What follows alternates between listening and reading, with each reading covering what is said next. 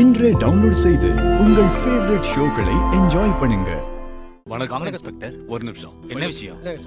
இத பாருங்க. ஓ, சூர்யாவுக்கு இன்னைக்கு ஜட்ஜ்மெண்ட் டே. ஆமா சார். ஓகே, போய் சூர்யா கூட்டிட்டு வாங்க. Okay sir. இதுல ஒரு கையெழுத்து போடுங்க சார். சூர்யா, உங்களை கோர்ட்டுக்கு கூட்டு போக வந்திருக்காங்க. வாங்க. அதெல்லாம் ஒன்றும் பிரச்சனை இல்லை சார், பரவாயில்ல, நான் பாத்துக்கிறேன். சரி, பாத்துக்கோங்க சார். கூட்டிட்டு போங்க. சூர்யா, வாங்க வாங்க.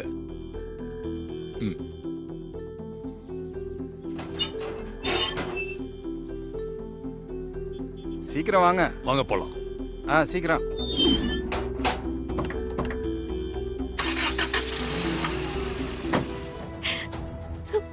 சூர்யா,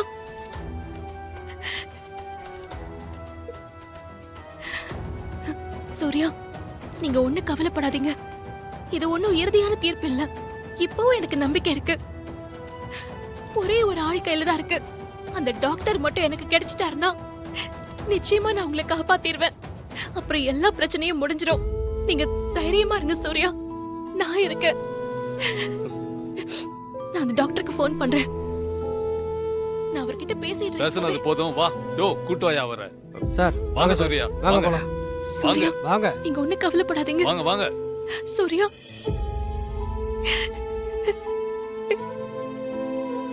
யோ, அவரை வண்டியில சரிங்க சார். ஏறுங்க.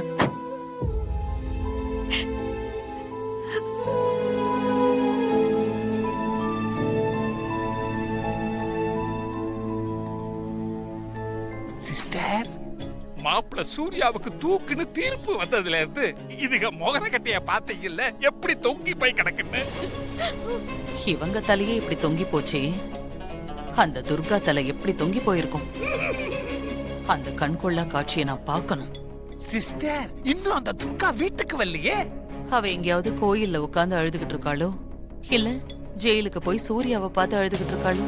யாரு கண்டா? இருக்கும்.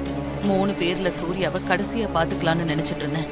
ஆனா யாரும் எதிர்பார்க்காத மாதிரி முதல்லயே போய் சேர போறான்.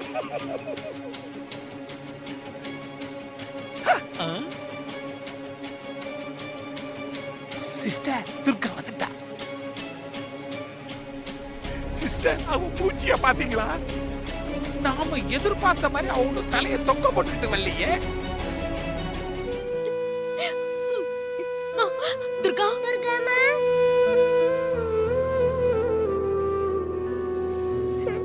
தேவிமா, தேவிமா, என்னாச்சுடா? ஏன் அழுதுட்டு இருக்க? துர்காமா, சூர்யா இனிமேல் வீட்டுக்கு வர மாட்டாரா? சிஸ்டர், சோக சீனை பாத்தீங்களா? சூர்யாவை தூக்குல போட்டுருவாங்களா?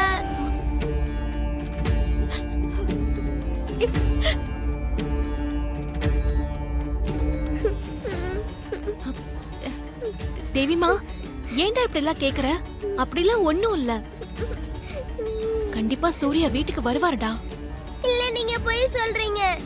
சூர்யாவை தூக்குல போட சொல்லி ஜட்ஜி தீர்ப்பு கொடுத்திருக்கிறதா ஹாசினி பார்வதி மாத்தி மாத்தி பேசிட்டு இருந்த நான் கேட்டேன்.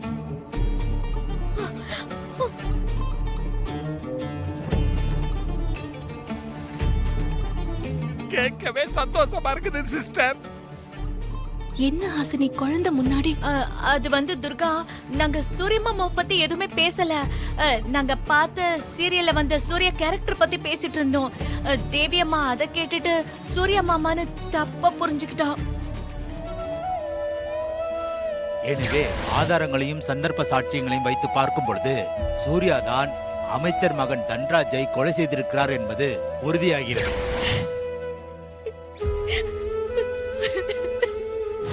எனவே இந்த கோர்ட் அவரை வருகிற 20ஆம் தேதி தூக்கிலிட உத்தரவிடுகிறது.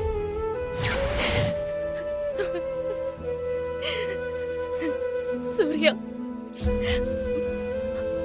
போஸ்ட்மார்ட்டம் பண்ண அந்த சீனியர் டாக்டர் இந்த சண்முக சுந்தரம் மட்டும் என் கண்ணுல மாட்டினா போதும், இந்த தீர்ப்பை மாத்தி எழுத வைக்கலாம். நான் கும்பிடுற மாரியம்மாவும் தேவி அம்மாவும் குலதெய்வம் மாடத்தி அம்மனும் கண்டிப்பா அந்த டாக்டர் எனக்கு காட்டி கொடுப்பாங்க.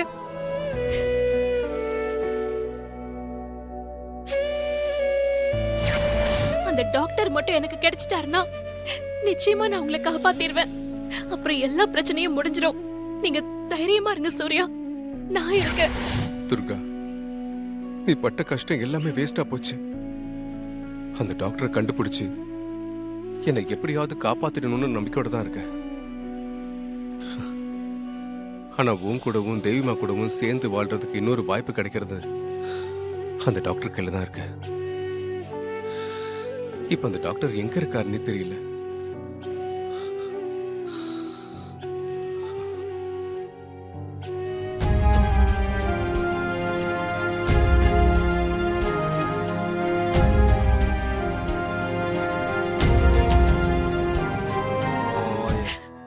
ஓம் நம சாமி. சிவாய. ஓம் சாமி. நம சிவாய. நலம் உண்டாகட்டும். சாமி, என் கணவர் உயிருக்கும் என் குழந்தை உயிருக்கும் ஆபத்து ஏற்பட்டிருக்கு சாமி. நீ என்ன சொல்ற துர்கா? செய்யாத குற்றத்துக்கு என் கணவருக்கு தூக்கு தண்டனை கிடைச்சிருச்சு சாமி. அதுல இருந்து அவரை எப்படி காப்பாத்துறதுன்னு நினைச்சிட்டு இருக்கும் போது ஜெயில வச்சு அவரோட உயிரை எடுக்க கண்ணுக்கு தெரியாத தீய சக்தியை ஏவி விட்டுருக்காங்க.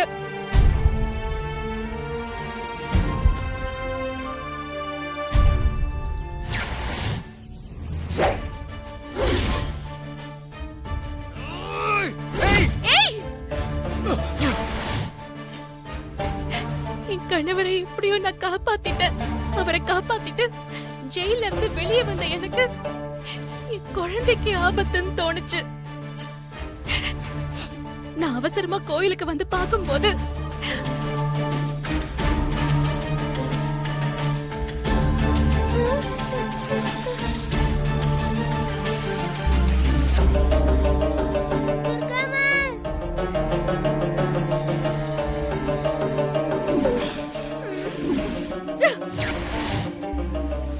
கண்ணுக்கு தெரிஞ்ச சக்தியோட என்னால போராட முடியும்.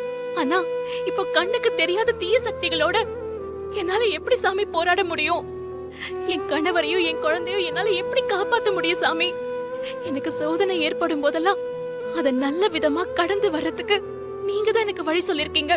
இப்போ இதுக்கு ஒரு வழி சொல்லுங்க சாமி.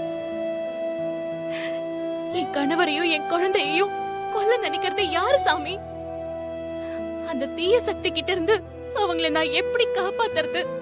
எனக்கு ஒரு நல்ல வழியை காட்டுங்க சாமி, காட்டுங்க. ஓம் நம சிவாய.